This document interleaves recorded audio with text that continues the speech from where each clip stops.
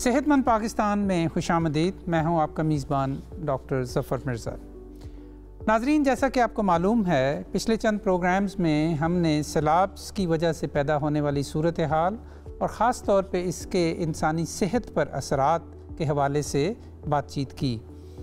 आज भी इसी सिलसिले को जारी रखते हुए हम सेहत के एक ख़ास पहलू पर बात करेंगे जो अक्सर कई वजूहात की बुनियाद पे नज़रअंदाज हो जाता है, और वो है ज़हनी सेहत और एमरजेंसीज़ में ज़हनी सेहत की देखभाल।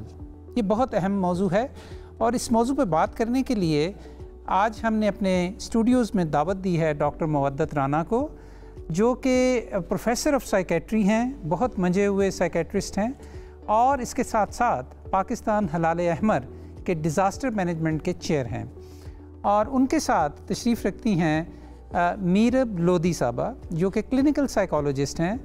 एक अदारा है रूज़न, उसमें ये पिछले 10 साल से बतौर साइकोलॉजिस्ट काम कर रही हैं और इनका ख़ास शोबा और महारत ख़वातीन और बच्चों की नफ्सियात और उनके नफ्सियाती मसाइल पे काम करने के हवाले से है। आप दोनों की आमद का बहुत बहुत शुक्रिया। तो डॉक्टर मुवद्दत राना, थैंक यू। मैं सबसे पहले आपसे ये पूछना चाहता हूँ, और हमारे नाजरीन के लिए ये बड़ा ज़रूरी है जानना कि ये समझना कि जब कोई आफत आती है या जब कोई एमरजेंसी होती है तो जिस्मानी सेहत के साथ साथ ज़हनी सेहत पे इसके क्या असरात मुरतब होते हैं? अच्छा डॉक्टर साहब, असल में हमारे नाज़रीन के लिए ये जानना बहुत ज़रूरी होगा कि इंसान 3 कैफ़ियतों में से गुज़रता है। अगर वो आफात को समझना चाहें तो किस तरह से, एक है हमारी रोज़मर्रा की मुश्किलात ज़िंदगी की। अभी मैं आपके स्टूडियो आ रहा था तो मुश्किलात थी बाहर सड़क पर भी, पार्किंग की भी, और भी बहुत सारे मसाइल थे रास्ते में। तो ये मुश्किलात हैं हमारे पास, उसके लिए बाकायदा तौर पर अल्लाह ने एक निज़ाम कायम कर रखा है अंदर मुश्किलात को डील करने का। तो हम समझ से, अपनी अक्ल से, किसी से पूछ के मदद लेकर उन मुश्किलात को हल कर लेते हैं। फिर हैं हमारी ज़िंदगी में कभी कभार आने वाली मुसीबतें। मुसीबतें वो होती हैं कि वो इंसान ख़ुद इतना अच्छा इक्विप नहीं होता उनको डील करने के लिए, लेकिन आप जैसे दोस्त अगर उसके साथ हों और उसके घर वाले, उसके माशरे के साथी, इंस्टीट्यूशंस मिल जाएं उसके साथ, तो वो उस मुसीबत को हल कर लेता है। यानी ख़ुद उसके लिए उसको डील करना मुश्किल होता है, तो मदद दरकार होती है, मदद दरकार होती है उसको। लेकिन फिर एक तीसरी कैफियत होती है जो आफत है। तो ये जो आफात हैं, जैसे कि ये फ्लड या इमरजेंसी सिचुएशंस होती हैं, उनकी ट्रेजेडी ये होती है कि जिन्होंने आपको सपोर्ट देनी होती है वो तो खुद आफत का हिस्सा बन गए होते हैं। और आपके जिस्म में नफ्सियाती तौर पर भी और बायोलॉजिकली भी, यानी ज़हनी और नफ्सियाती तौर पर भी आपके पास वो एपरेटस नहीं होता उस मुश्किल को डील करने का। तो जो सपोर्ट आनी थी वो भी नहीं थी, और जो अंदरूनी हिफाजती निज़ाम था वो भी नहीं। ये है आफत। अब इस आफत के साथ जब इंसान डील करना शुरू करता है तो फिर जो उसके अंदर जो तब्दीलियाँ आनी शुरू होती हैं वो बेशबहा हैं। फॉर एग्ज़ाम्पल, अगर हम स्पेसिफ़िकली फ्लड्स की बात करें तो वो दरियाओं के बिल्कुल अकब में रहते हैं। यानी उनकी रूटीन की ज़िंदगी में हर साल किसी न किसी लेवल पर फ्लड आता है, और वो ओवर द ईयर्स ना इंस्टीट्यूशनलाइज कर लिया हुआ उन्होंने रिस्पॉन्स को अपनी। तो उनके ऊपर और तरह के असरात होते हैं। फिर वो कुछ लोग हैं जो कि उससे आम तौर पर मुतासिर नहीं होते। कभी कभार, जैसे 2010-11 में हुए थे और अब हुए हैं, कभी कभार उनके ऊपर ये आफत होती, तो उनके पास वो इंफ्रास्ट्रक्चर ही नहीं होता। उनकी जो नफ्सियाती उलझनें और कैफियतें पैदा होती हैं वो और होती हैं। और फिर वो लोग जो एक्सीडेंटली उसका हिस्सा बन जाते हैं, वो कभी रेस्क्यू वर्कर्स भी होते हैं उसके अंदर, वो उसका हिस्सा बन जाते हैं और उनकी कैफियतें और होती हैं। लेकिन जो इमीडिएटली नॉर्मल रिएक्शन है इस सारी सिचुएशन में, वो ये होता है कि इंसान बहुत ज़्यादा शदीद खौफ में, एंग्जाइटी में मुब्तला हो जाता है, दहशत ज़दा हो जाता है। और उस दहशत, वो जो ख़ास तौर पर नेचुरल डिज़ास्टर्स की जो दहशत होती है ना, उसके साथ साथ उसके अंदर एक यास और नाउमीदी की कैफियत पैदा हो जाती है। और कभी कभार उसको ये एहसास, सदमा भी होता है, शदीद सदमा, उदासी और गम की कैफियत। और चूँकि उसके इर्द गिर्द वाले लोग जो उसका आम तौर पर नफ्सियाती हसार होते हैं वो भी बिछड़ जाते हैं उससे। और फ्लड में ये होता है कि उसका स्पेसिफिकली इकोनॉमिक और सोशल लॉस साथ साथ हो रहा होता है, तो वो एक ग्रीफ की सिचुएशन में चला जाता है। और उस ग्रीफ के अंदर फिर वो बाज़ औक़ात थोड़ी थोड़ी देर के लिए उसके कंसंट्रेशन लैप्सेस होने शुरू हो जाते हैं, वो तवज्जो नहीं रख सकता, किसी चिड़चिड़ा हो जाता है बहुत ज़्यादा। और हर वक्त कभी अपने आप को और कभी दूसरों को ब्लेम करना शुरू कर देता।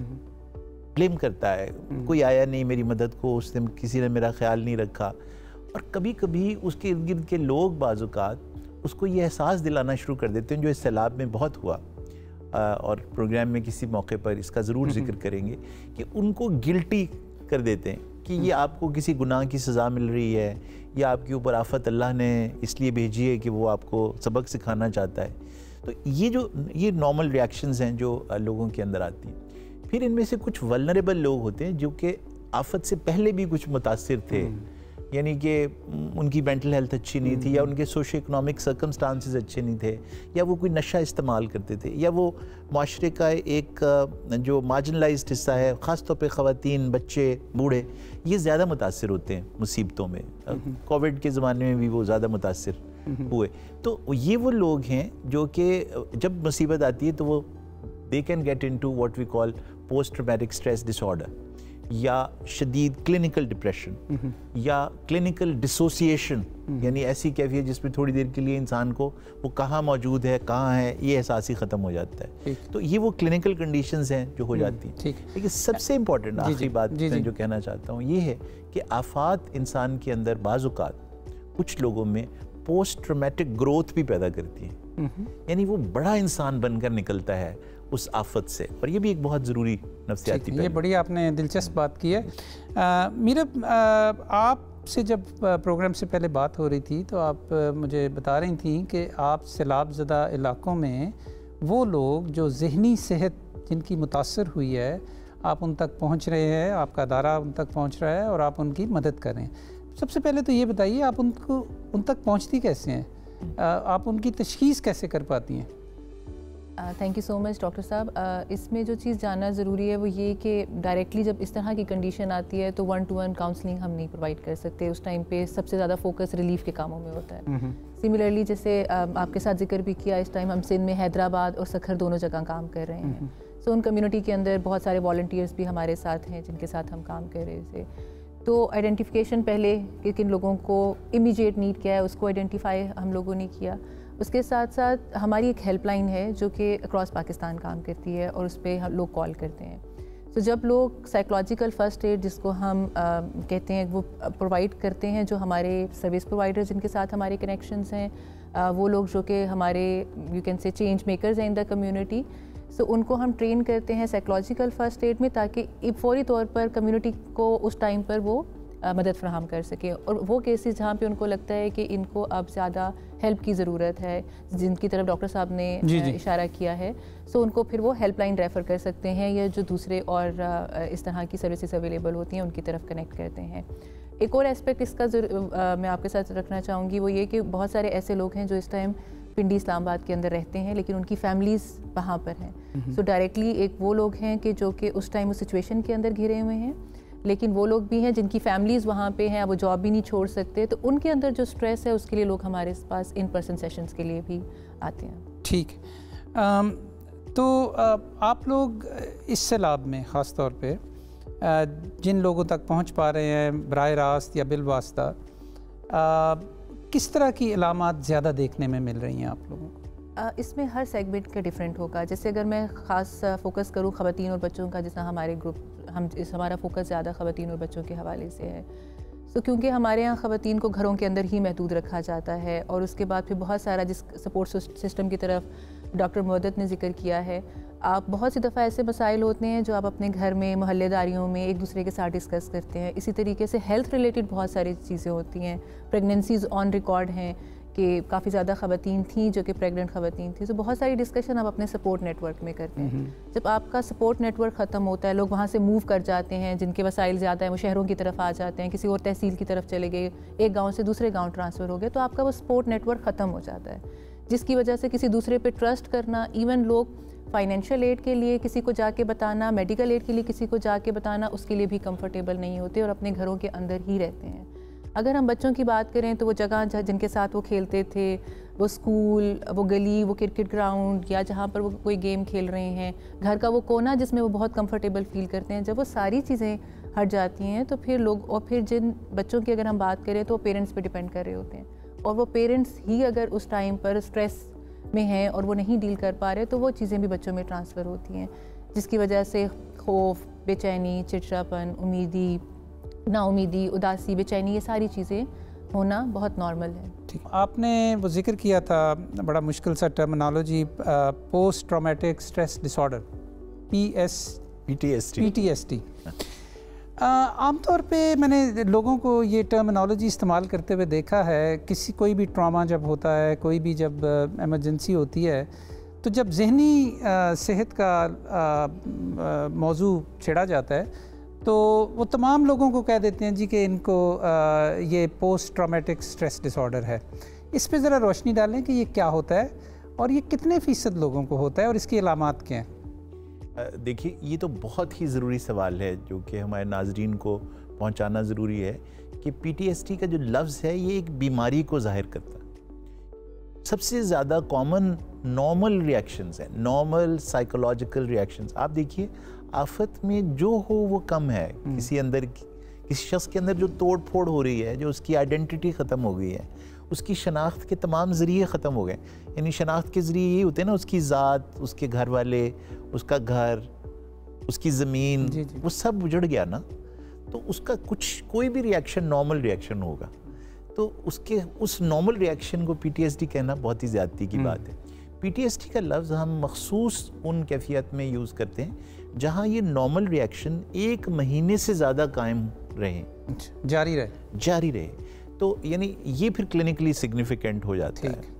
आपने देखा होगा कि जब नॉर्मल ग्रीफ भी होती है तो अक्सर वो ग्रीफ 40 दिन के बाद, 3 महीने बाद, 6 महीने के बाद इंसान उससे रिकवर कर जाता है। लेकिन अगर ना रिकवर करे तो उस ग्रीफ को भी हम फिर एबनॉर्मल ग्रीफ समझने लगते हैं। तो उसका ये रेसिप्रोकेट करने का एक टर्म है PTSD, कि वो नफ्सियाती कैफियत और क्लिनिकल अलामतें जो कायम रहें, 1 महीना गुजर जाए आफत से निकले हुए आपको, और इंसान जो है वो रात को सो ना सके क्योंकि बार बार उसको वो नाइटमेयर्स या वो डरावने ख्वाब उस जगह के बारे में आते रहें, उस मामले के बारे में जिसमें से वो गुजरा है, सैलाब के वाक़यात, और उसके बायस उसके अंदर एंग्जाइटी पैदा हो, बहुत ज़्यादा डिप्रेशन। डॉक्टर साहब, मैं आपको यहाँ रोकूंगा क्योंकि हमने अब एक ब्रेक पे जाना है, तो ब्रेक के बाद गुफ्तगू का सिलसिला यहीं से जारी रखेंगे।